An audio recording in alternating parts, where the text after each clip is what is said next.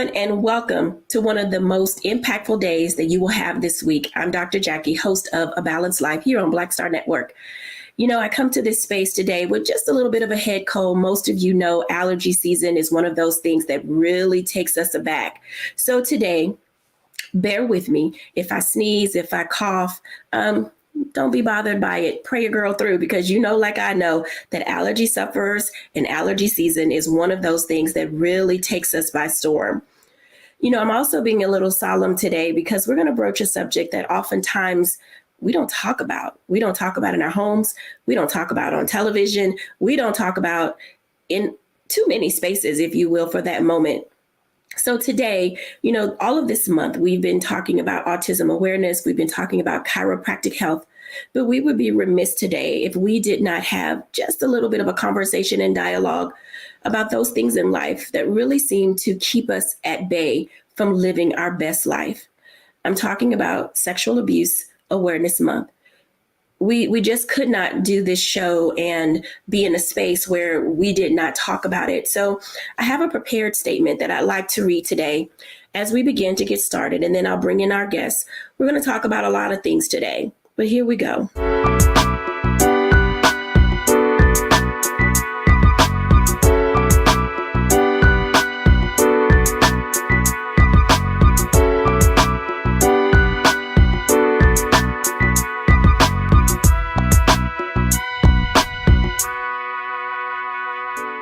I want to open our show today with the understanding how heavy it is to deal with the weightier issues in life, the things that make it hard for us to get out of bed and face the world.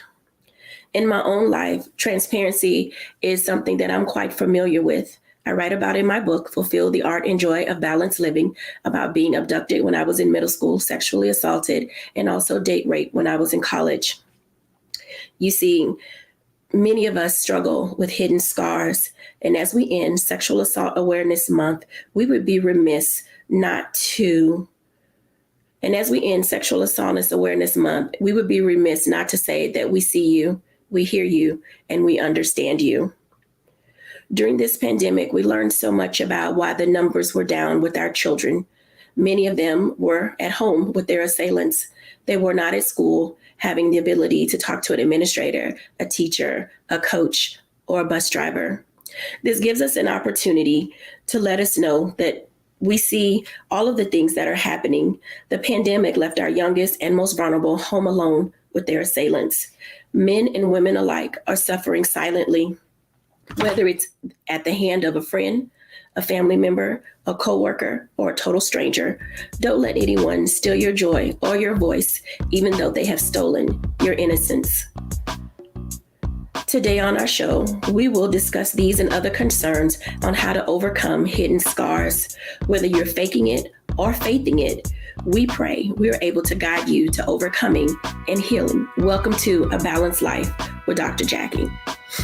We'll be back in a moment after the break.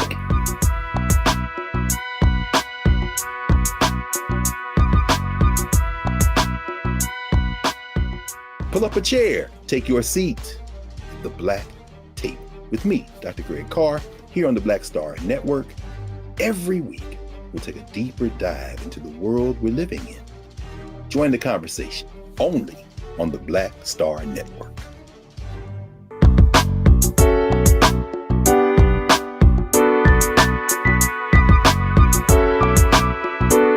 Welcome back, everyone. I'm so excited to have our contributors with us today, Mocha Lee, Dr. Tierney, Corey Briscoe, Chef Rock, and of course, Charlotte Avery. You know, when we talk about hidden scars and all of the things that we face from childhood to where we are now as adults, it oftentimes isn't easy. And I want to open up with this very simple question. How hard is it to communicate to people when you're struggling? And anybody can jump in, because I think struggling is one of those things that we've not mastered, but I can tell you that we're really good at masking it. Mm-hmm. Mm-hmm. Well, I can say that in the beginning, it was very hard for me. It was hard for me because there are just certain things that you don't want people to know. And sometimes it's easy for people to look at you and feel like you've got it all together. You know, they're dibbling and dabbling in your social media life. They think that, you know, they know you or whatever. And so sometimes it, you know, it has been very difficult, especially in the beginning. It was very difficult for me to ask for help. But I realized that I couldn't get help unless I asked for help. And, you know, so when my behavior started showing it, when my words started showing that I needed help, and I no longer wanted to feel like I had imposter syndrome and I really wanted the help, then I just got brave and I got bold and I started asking. So now in this season of my life, asking for help comes very easy for me. Mm-hmm. Thank you for sharing that, Dr. Tierney. Absolutely. I love what you just said, Charlotte. And it's one of those things when you said, when you realized that you needed the help and you were bold enough to ask for the help. You know, as a coach, I have to be very aware of that. When I speak with people every day that might know they need the help, but they're not sure if they're going to be judged. They don't know, you know, me from a can of paint. So they don't know if I'm going to understand. They don't know if this will be something that will be used against them, or the information will be used to like embarrass them, because oftentimes those things have happened, you know. So being very aware of that and very sensitive to that, the number one job that I have as a coach is to make my clients feel comfortable, you know, to let them know that they are not alone in this. You know, I coach from a place of authenticity and transparency to let them know, you know, that I've struggled 9 times out of 10, the very same thing that they're feeling, I have felt, I have dealt with, you know. And so the number one thing that I would absolutely say is to just really understand that we've all been there. We all may be there right now, you know. So here's that word again, grace, you know, exercising grace with everyone that we meet, because we don't know what they may be struggling with and how they may be in their space of getting help or not ready to receive help. Thank you. I want to jump over to Corey for a second because, well, Corey, you used to be the only person that was of the male persuasion in your office, but, you know, you work with women and men alike. And what is it like in the corporate environment, knowing that you have employees who struggled or who may be struggling? In what ways do you embrace or guide them towards still seeing their greatness? That's a great question, Dr. Jackie. And I think Dr. Tierney said it best. The reality is that we as people have to come to the point where we understand grace, and we have to understand how to apply grace. And I think a part of that, even as an employer, right, KPIs and the bottom line is important, but are people more important than the product that I produce? And I think for me, it was taking the moment to realize when I invest in people, their mental health, their spiritual health, their well-being, that they often produce much better than I could ever imagine. There's a different level of being fully present, right? We all have had, even in our civic organizations, where people are there, but they're not fully present. And for me, I think it's in that aspect of how do I help them show up and be their best selves? What can I do? What can I say? How do you create a space where people can have the conversations that they need to, or guide them to a resource which allows them to do so? And I think oftentimes, even in our personal relationships, we find that not to be the case. So we could only imagine how that is affected in our corporate atmospheres. And so my approach, and from an HR and culture standpoint, is creating a space, whether that, and I encourage the same with other organizations, whether they're groups or employee resource groups or other things that can be done. But you want to create commonality where people feel like they have trust and can build a relationship. Because once you have a relationship, you often feel like you create a space of trust. Thank you for sharing that. Chef Rock, man, you guys are everywhere when you're doing your work in the restaurant, when you're catering, when you're sending your folks out, and you're down in DC. And oftentimes, do you find that there's a little trepidation in hiring or people moving around and about and getting things done? What do you see where you are, you know, as a mover and shaker in the restaurant industry? Well, Dr. Jackie, I think that there's a couple of things that sort of color my lens in hiring and seeing people. is that, just as Corey alluded to, you have to see people and create space for them to be viewed and valued. If we're talking about, how to, create an environment where people can communicate, or I can communicate to my staff when things aren't sort of rocking internally properly. So for us, for me, I've always said that food is just an opportunity, right? So we focus on the food a lot in the restaurant business, obviously, but we're actually in the people business. Food is simply the connector for us to connect with other people. And when we see it like that, when I see it like that, then the chicken sandwich or the pasta is not, it's just an opportunity to connect with the human being, whether it be a staff member or obviously a customer, and quite frankly, myself. So in this business, we do have a rhythm, right? It is not often it hasn't been historically a great rhythm as far as the culture in the restaurant business, but I think that's shifting. And one of the ways that we can do that is being, as you said earlier, just being aware of how we're feeling, and then as an owner, trying to create space and model the behavior that I want to see in other folks. So, and for me, it's centered around the food, but the food brings me to other people. So that's sort of my lens on how I'm navigating with staff and internally as well. Thank you for sharing, because oftentimes when we think about where we work and where we're going and how we engage with each other, we have a tendency to, I don't know if we're wearing our feelings on our sleeve, or if we're in that space where we're just always on guard. Mocha, in dealing with your clients, and I know that fitness can be considered as therapy, how do you guide and engage people who are struggling with overcoming to that space of saying it's okay to get out again, it's okay to move your life forward?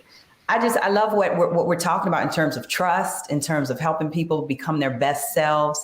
And what I see every day in terms of health and fitness, you're right. People have had major struggles and incidents like you shared that are kind of maybe embarrassing to share.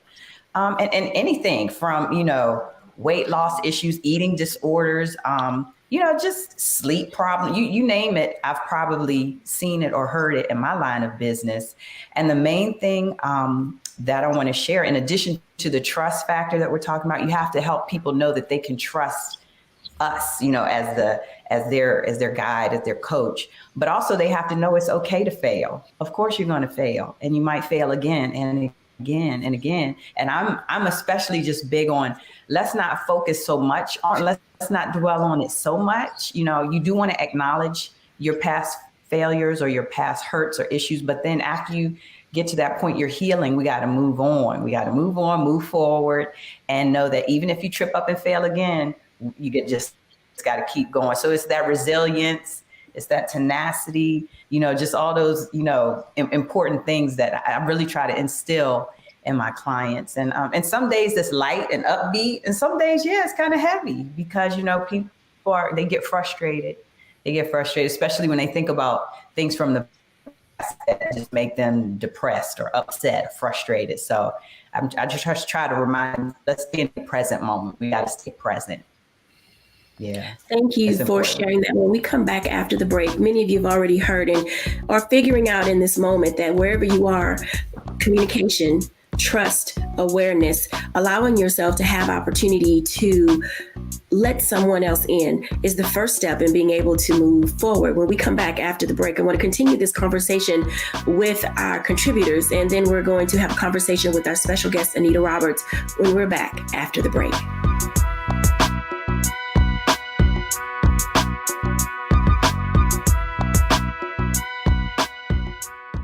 I'm Deborah Owens, America's Wealth Coach, and my new show, Get Wealthy, focuses on the things that your financial advisor and bank isn't telling you, but you absolutely need to know. So watch Get Wealthy on the Black Star Network.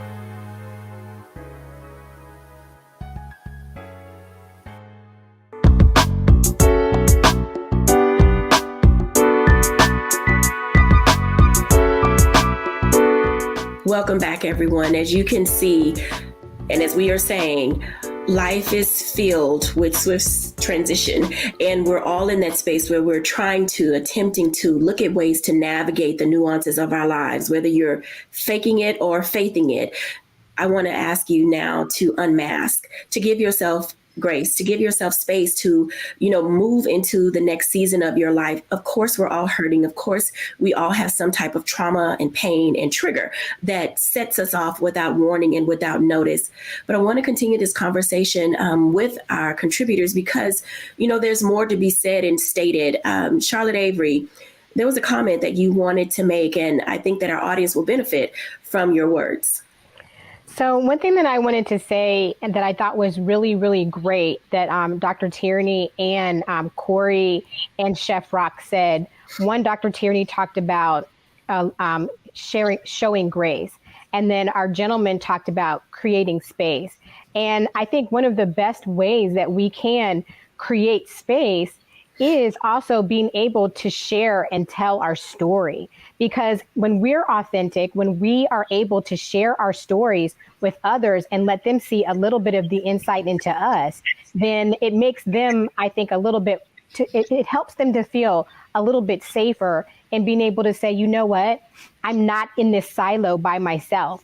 I can talk to this person. I can trust them.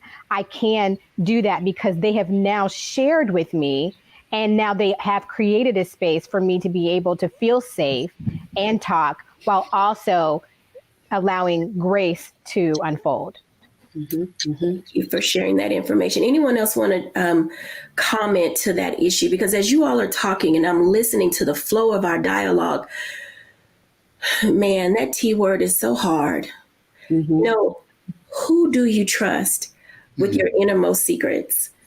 Who do you trust with the thing that can, literally just break you down if it got into the wrong hands, if they're talking to other coworkers, if they're talking to family members, within our groups and our organizations, we're honestly, by social media alone, all of us are connected in some way, shape, form, or fashion. And so social media has a way of, what's the word that I want to use? Releasing us from distance. Like a person can be just a click away from information that I may have shared with someone else. And how we allow ourselves to engage in that platform really does matter, so that even though we want to be trusting and vulnerable, we also have to be cautious. And cautious is one of those words I think that we throw around casually. It's like, oh, they're my friends. Well, no, they're just someone on social media. Let's talk for a moment about how social media has really disrupted, our ability to keep things private. Well, Dr. Jackie, I'm just going to jump in right here. It is a fine line. I will tell you that a number of my clients have come to me from social media. It was something that I posted, a video, that I might have put up, or something that they were able to watch that video and say, I know that you're my person. I know that I am supposed to talk to you, about this. A lot have even said, I knew it was the Holy Spirit, that as soon as you came across my timeline, it was you, and so social media is a tool. I see it as no different than a hammer, and it's all in how we use it, so it could be the very thing that connects you to your person, or it could be the very thing that we use to dismantle, that thing that is meant to, to help us. So when we look at social media through the correct lens, it could very well be the thing that connects us to the people or the person that we are supposed to trust. Now, in thinking about who we trust, sometimes we make the mistake of thinking that just because this is mama, daddy, sister, cousin, auntie, uncle, been knowing this friend since I was 12, that's the person that we're supposed to trust. But in different seasons of our lives, God will bring us different people to walk through that particular season. There are seasons in my life where my grandmother, was my anchor. I'm in a season right now where my Aunt Gina is my Elizabeth, and she is holding my hand through this season, so the people that we are supposed to trust with the intimacies and the intricacies of who we are and what we're walking through, it may change. So just because someone may not be able to be with you in this season doesn't mean that they're not supposed to be with you in the next season. And just because somebody was with you within the last season doesn't mean that they're supposed to be with you in this season. This is where, for all of my believers, this is where I always say, Ask the Holy Spirit to show you who your people and who your person are. I'm silent for a moment. Go ahead. If I could jump in on Dr. Tierney really fast. I think Sure. it's interesting. One, I wholeheartedly agree with Dr. T. But I think one of the things that I am learning, even as an employer, so after with the impacts of COVID, we really had to pivot. Like people were mentally spent, people were exhausted, people were dealing with things. And I realized even as an employer that I was working so hard to earn the trust of people, even people that I had for a long time. We were putting in benefits, we were doing things, and we were trying to do all that we can. And then there was a point that I had to realize, even though I believe that trust is earned, the reality is trust can only be given. You can do everything right. You can equip people, you can do everything you think to do. But at the end of the day, people it has to be right within their spirit. It has to be right within them to give trust. And I think a part of it is we have to show ourselves trustworthy. We have to create spaces. But when we do all that and people still don't open up, we have to be okay with people going through their processes. Because at the end of the day, trust is given. Absolutely. That's good. When we come back after the break, I'm going to have a conversation one-on-one with Anita C. Roberts. We started this show today talking about how we could not leave this month without bringing awareness to sexual assault, the victims, the overcomers, those who are in that space of saying, my life was going just fine.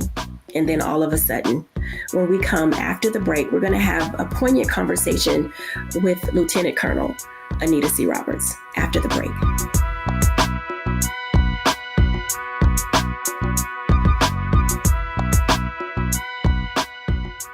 It's time to be smart. When we control our institutions, we win.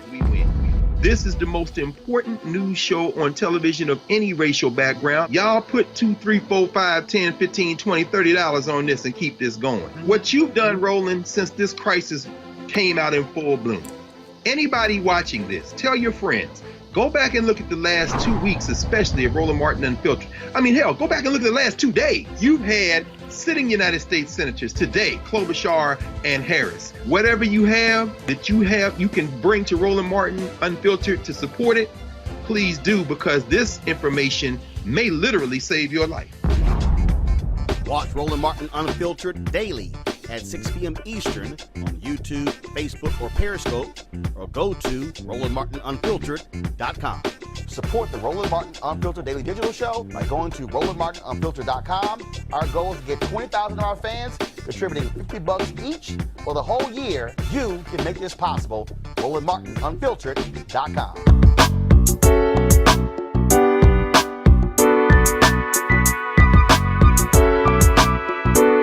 Welcome back, everyone, to A Balanced Life. And as you've been listening and hearing us, we've been talking first about how to create safe spaces for the people in our lives, the people that we work with, our children, just your average everyday person, because daily we're all struggling with something.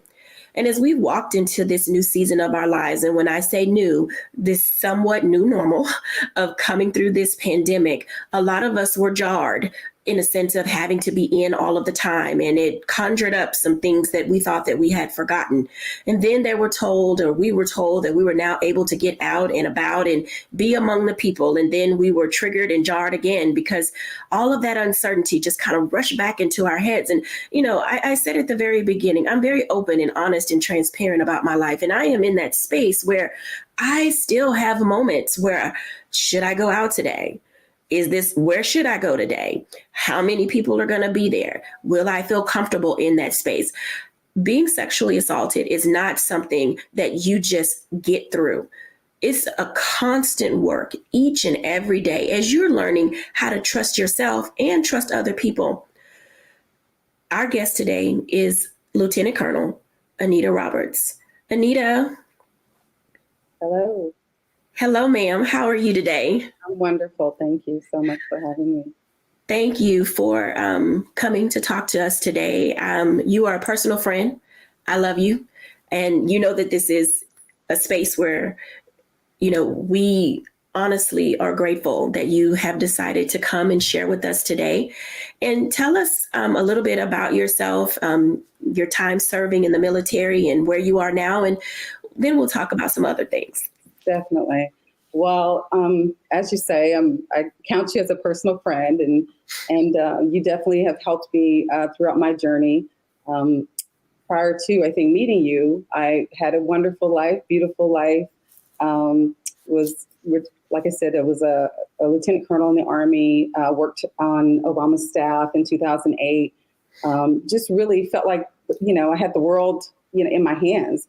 Doing everything that I loved. I loved telling the stories of our soldiers and sailors in the military. I had 2 beautiful boys. Just living the life I thought of, that everybody's supposed to be living, that American dream. I didn't feel like that I had too many cares in the world. So it's been this journey with having, something so traumatic happen to you, and then it redefines who you are and what you are. I guess I'll just start there. Okay.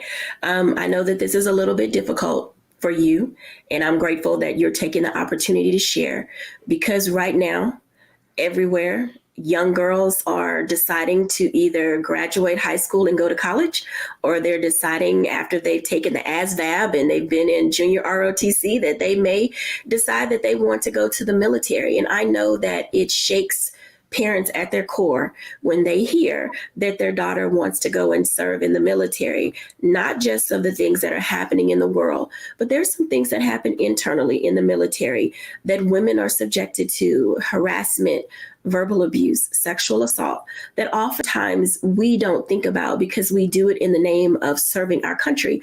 But there's some things that I don't think you signed up for. Can you share a little bit about that? Statistics are high as it relates to sexual assault in the military. Violence remains, pervasive. In 2018, 2,500 service members were sexually assaulted, 13,000 being men and 7,500 being men. And so when you think about those numbers and those statistics, it brings us to the conversation that we're having today of your experience serving in the military. Well, as I share with you, this isn't something that I've ever spoken about publicly, just because as a PR and marketing person, you're always trying to tell someone else's story and not your own. But, in sharing my own story and standing in my own truth, I was assaulted in 2002. And at that time in the military, I was a major. I was up for promotion, and when it happened, it was very big and a lot of stuff going on because it was a ranking officer above me, and our boss basically gave me a choice. His choice was, you can forget this happened and move on with your career and just forget about it, or we can go through the process of, the legal process and all of that. And so there was a choice that I was given, which I didn't feel like there should have been a choice. It was clear cut, but it was something that I was given. And I feel like I became a part of the problem because I decided not to pursue the charges, because I took the out. I said, okay, let me just forget it.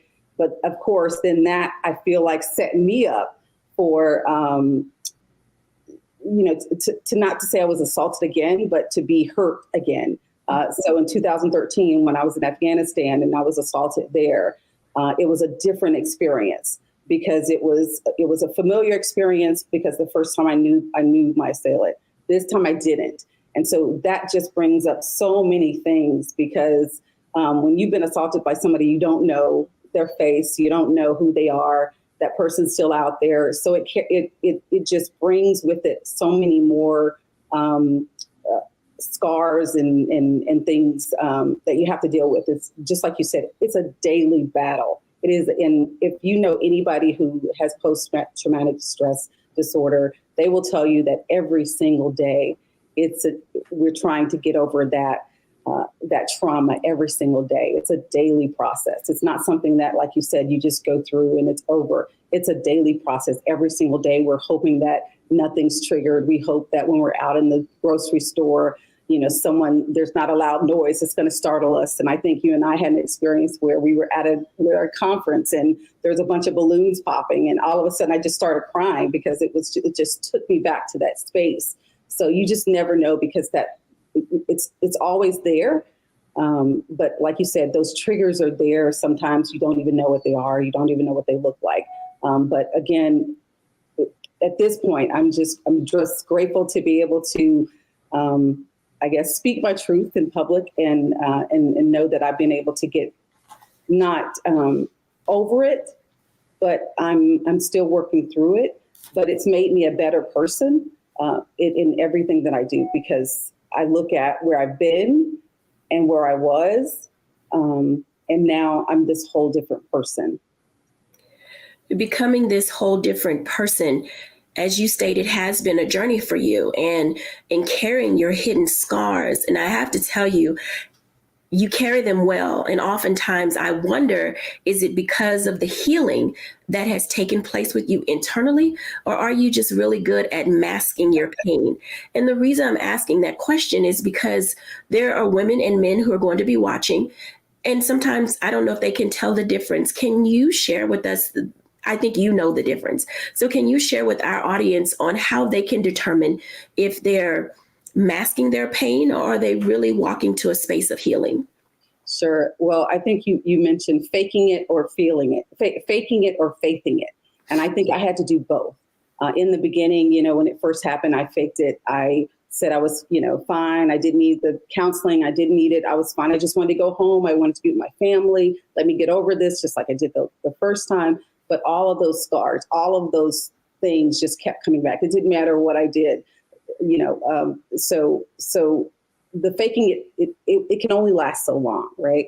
And so I had to deal with it. I was going to church, thinking that church would be, would serving others and being able to keep, to not think about my own pain and really try to help other people. And so that helps a lot for me, just really helping, serving in the church. But the other piece was I had to deal with my own stuff. I had to go to counseling. I had to go through the, years of counseling to be able to get to a place where I could even speak without crying. And if you knew me before, you would know I would never cry. But it does something to you. Like I said, it makes you a different person. And so you can only fake it so long. And so that's why I had to seek care through mental health, through the system, and it really did help. There's a lot of programs out there. I'm a counselor by my background is in counseling as well. So I do believe in therapy. I believe that it helps every single person. But when it comes to a sexual assault, it's a special thing. It's a special type of person that you need to address that. And every therapist that you meet may not be the one for you. And you just have to find the right person that helps you deal with all of that stuff that you're carrying around. But you can only fake it so long. Yeah, I think that we're all pretty good at faking it and faithing it. That space that we find ourselves in when we're ready to step out into the world. What did that look like for you? Now, I'm taking a breath because I want to phrase this correctly, because having two incidences in your life, it has a tendency to kind of not only shake you, but break you. And being a mom of two boys, in that space, and I'm asking this question because how does your family respond to the things that you have been through? And were you able to find the solace and comfort there?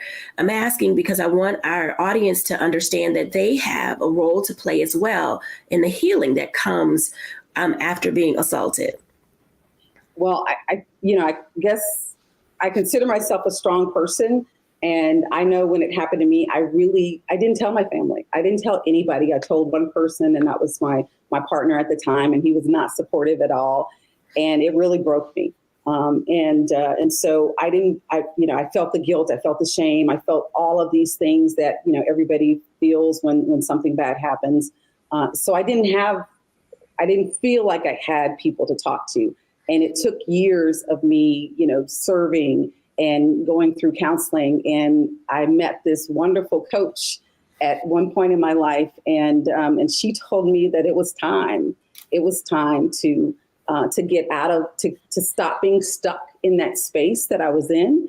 And so I will tell you that sometimes your family may not be the person that, or they may not be the place where your comfort lies. For me, it was this person who just happens to be on the other end of this camera, who was there for me, who showed and told me that I was better than what happened to me, and that who I was is not who I was going to be, and that all basically gave me tools and tasks to do to ensure that I was successful. And I will tell you that I am still forever grateful, because that kind of talk where it was one of those, what do you call it? It's like those come to Jesus talks where somebody says, okay, Anita, it's time for you to stop. You've been there in this space long enough, because it was 4 years for me. I spent 4 years in the darkness. And this person said to me, Anita, it's been long enough. It's time for you to tell a different story and to do something different. And I tell you, I never looked back. I believed what she said. I believed who she said I was. And honestly, today I am a CEO of a company. We're working to build up other Black women companies, funding them with a $25 million fund. So all the stuff that I'm now able to do, honestly, it's because of someone who was not in my family. She happened to be a coach, a sorority sister who saw me and saw my pain when we were talking. I mean, we never talked about what was going on in my life. But at some point she just said, I see something in you. And she got me to talking, and I finally unloaded it, and she received it, and she helped me get out of that place that I was in. And I can tell you, since then I've written 2 books. I've interviewed over 500 folks, 500 professionals and community leaders, telling their stories, because I'm still a storyteller. So stories that may not have ever been told. And again, extending that to helping build up other businesses. So God be the glory, that it's a process, but I thank you. I thank you for being there.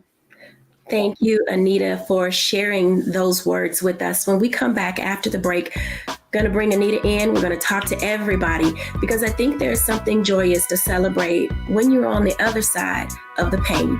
When we're back after the break.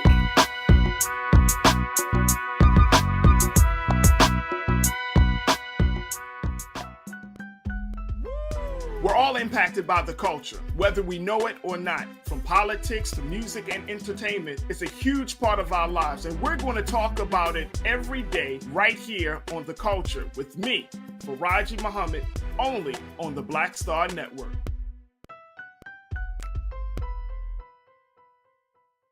It's time to be smart.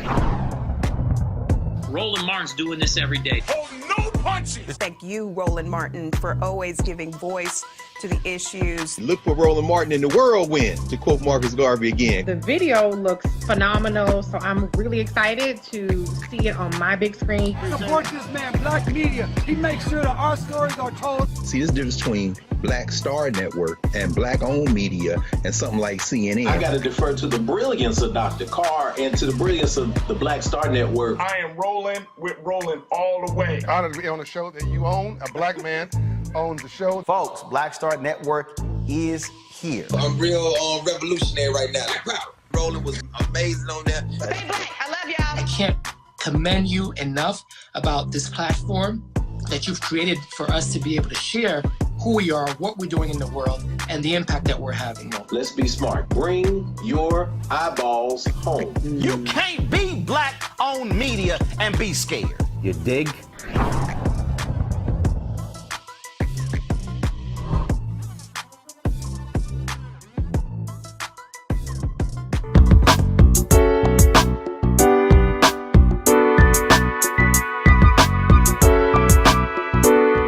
Welcome back to A Balanced Life with Dr. Jackie, bringing everybody back in. I want us to have a little bit of conversation in the time that we have left about the power of overcoming. I think that all of us are in that space where we've been somewhere, someone has said something to us, done something to us, made us feel some kind of way, and just a whole lot of other things that we are talking about today. Because honestly, the hidden scars, shouldn't be the things that weigh us down. We should be able to look at them and say, I saw you, but I overcame you too. Hey, everybody. Hey. I know we're like, a little heavy. I know, right? A little heavy. Anita, we love you. And thank you so much for sharing with us because, we all are in the space of being our own bosses. Everyone on this panel is an entrepreneur, and we work with people from all walks of life. But sometimes we don't know every person's story at the moment that we meet them. And you've given us some insight on how to see the person. Doesn't matter what their past was, what their pain was, what their triggers are. We want to exercise humanity in all that we do. And I'm coming to Corey Briscoe, and I'm going to make my rounds. Because, Corey, in listening to Anita talk, you have women in your family and some young people in your family. When you think about the things that Anita has shared, where does it place you as a male in your understanding of how to reach a woman and let her know her value and her worth? And Anita's incredible, and I want to thank her for her amazing service to this country. I paused and I listened to her, and I actually was just so grateful for my dad. It warmed my heart that I had a dad who loved on me so much that helped me to be sensitive to the women in my life, that helped me to have incredible EQ, that made me realize that there is a privilege and a responsibility to manhood in America, if we're just honest. But that you had to understand that and use that to lift up the sisters, the nieces, those who unfortunately haven't always had, or maybe I'll say it like this, whose voices sometimes are taken from them. They've always had the voice. They just, sometimes it's been taken from them. And so for me, I doubled down on that. How do I show up to people that I love, specifically to women in my life? And how do I show up, one, as an ally, but two, as someone that they can trust and lean on? Toxic masculinity is a real conversation in America, and it's one that has to be had. And the inability to have that conversation and deal with those real challenges often lead to situations like this, where we just sweep stuff under the rug or not deal with things. And so for me, it is being emotionally present and showing yourself as an ally with real tangibility. Thank you for sharing that. Chef Rock. Yes. So I definitely, I want to thank Anita thank you for sharing your story and your for your courage. It is an inspiring, and I just applaud you because, I'll lead into how we can show up as men. I'm 45 and I've been married for quite some time, and I'm a chef as well. I'm in the restaurant business, and men want to fix things. What can I do? And chefs, restaurant people, we have a motto: make it happen, right? And what I've learned is that those skills are not transferable when it comes to showing up for women necessarily, especially when it comes to someone, sharing their pain or just venting, right? So I think that the one thing that I've learned, and it's been a hard lesson for me, is that what we can do is quite frankly, we can just, just shut up, right? Um, and ask questions. I think Dr. T will appreciate, I've learned more about mirroring. I'm sure Charlotte would appreciate that as well, everyone. But, uh, you know, I think that I can speak for myself and many of my compadres is that we often do want to fix. I think that's natural that we want to fix. We want to, what can I do? We get angry when someone that we love is attacked. But what I found in the time, and this is with staff, no matter the gender or the age, is just being present, as Corey just said, just being present and receiving, not making a judgment call, not going to, this is what you should have done, this is what we can do. Just, I hear you, I see you, and that's even with customers as well. So again, it's a constant practice, but I think that has worked for me. It's just mirroring back and letting the person know that I saw you. When I first did it, it was weird, but it was received so well, and I think we moved into another facet of our relationship. So I just want to encourage men, all people, but definitely men, because we do have a tendency to talk and to try to fix and how this could have gone another way. When I don't know if you all agree, but what's worked best is for us to just be still, let the person across from you, let you know, I see you, I hear you, and you matter. What you said matters. So for Mocha, Dr. Tierney, and Charlotte, give words of encouragement to Anita and other women who may be facing and trying to not only live out their truth, but finding someone that they can trust so that they can move on in their lives. Dr. Tierney? Absolutely. So, Anita, one of the things that you said that you did is something that I tell my clients all the time. You have to get real about what you feel so that you can really heal. And you get permission to be vulnerable in that space. So when Dr. Jackie called that thing out, you took your mask off. You stopped faking it. You stopped saying, I'm fine.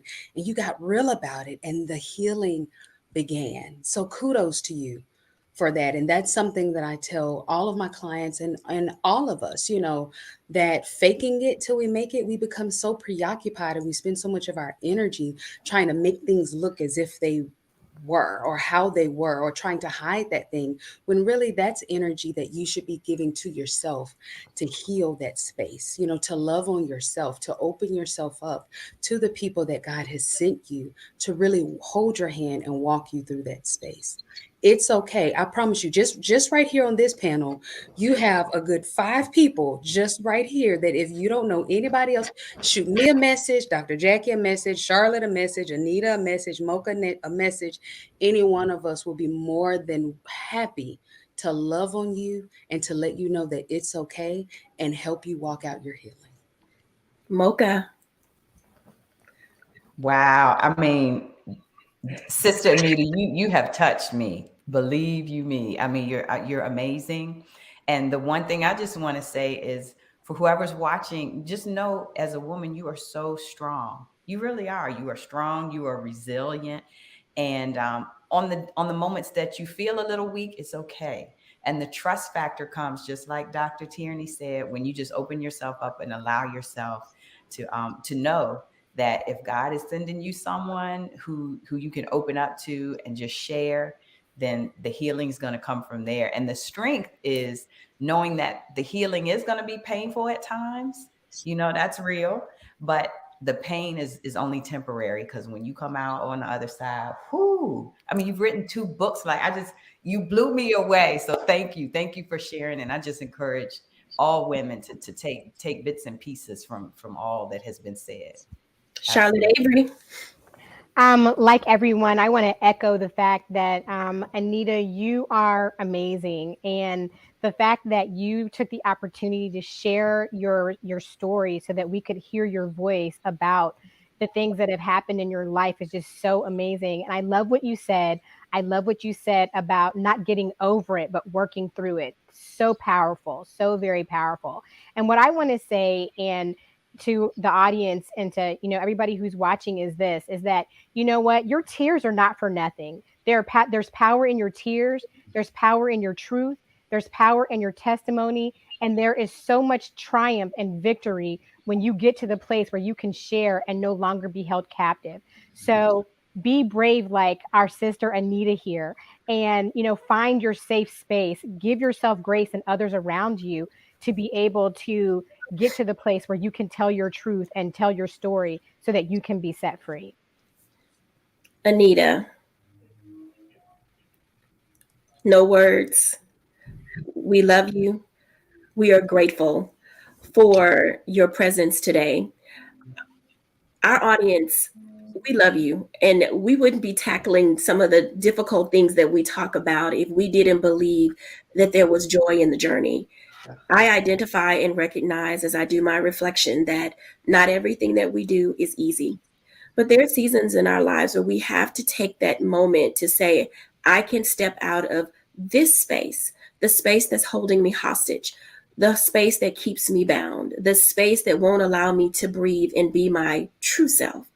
Because all of us are greater than what we've been through. And it is through our overcoming that we allow ourselves to show up each and every day in our own lives, that we may give others power in their voice and strength and courage for their journey. Thank you, everyone, for watching today, A Balanced Life with Dr. Jackie here at the Black Star Network.